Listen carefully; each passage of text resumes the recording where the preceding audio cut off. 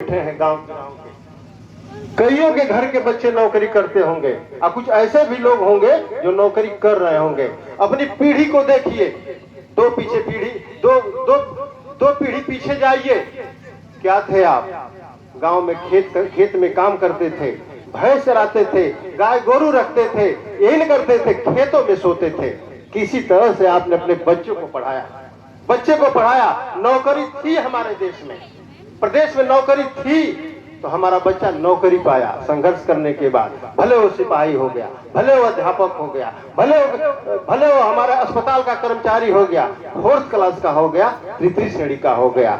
उससे हुआ क्या? उसका थोड़ा विकास हुआ। यही विकास बर्दाश्त नहीं हुआ पूंजीपतियों को, यही विकास बर्दाश्त नहीं हुआ आज के राजनयिकों के लोगों को। इसको बेचने पर लगे हुए हैं जो वर्तमान सरकार को यही बर्दाश्त नहीं है। ये गांव का रहने वाला व्यक्ति और गरीब घर का लड़का ये कैसे आगे बढ़ने से रोका और रुकेगा कैसे? मैं आपको बता रहा हूं, ये भी बात बताऊं। देखिए जी, थोड़ा सा हम आपका समय ले सकते हैं। अब सवाल ये है, हाँ वो लड़का नौकरी पाया, आगे क्या है? संविदा मानदेय, आउटसोर्सिंग और ठेकेदारी प्रथा पर नौकरी। ये ठेकेदारी प्रथा क्या है? अपने लोगों को बड़ा बनाने की प्रथा है। ये मानदेय, संविदा, आउटसोर्सिंग इसलिए बनाया गया कि जो आप पढ़ाते हैं, जो आप पढ़ा रहे हैं अपने बच्चे को, वो पढ़ेगा लिखेगा और पाएगा क्या? संविदा पर नौकरी। वेतन कितना पाएगा? 10,000, 6,000। हमारी आंगनबाड़ियों को देखिए, हमारी रसोइयों को देखिए, कितना पाती हैं? 2,000। ये शिक्षा मित्र है, क्या पाते हैं? 10,000। ऐसे 10,000, 12,000 पर नौकरी करने वालों की संख्या करोड़ों, भारत में करोड़ों है, प्रदेश में लाखों में है।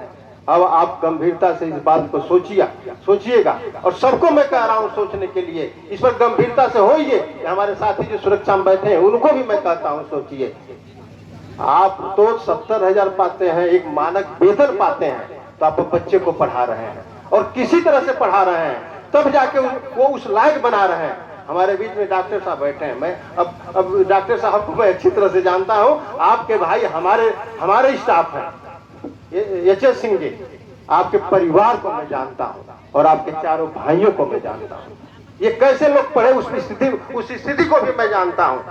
लेकिन ये सरकारी संस्थाएं थी जहां फीस कम लगती थी, सरकार की सुविधा मिलती थी, उसमें चारों भाई पढ़े और चारों भाई नौकरी पाए। आज हमारे बीच में डॉक्टर साहब माननीय विधायक उत्तर प्रदेश है, हम लोगों के बीच के रहने वाले मध्यम वर्ग परिवार से हैं। अब हम कहना क्या चाहते हैं?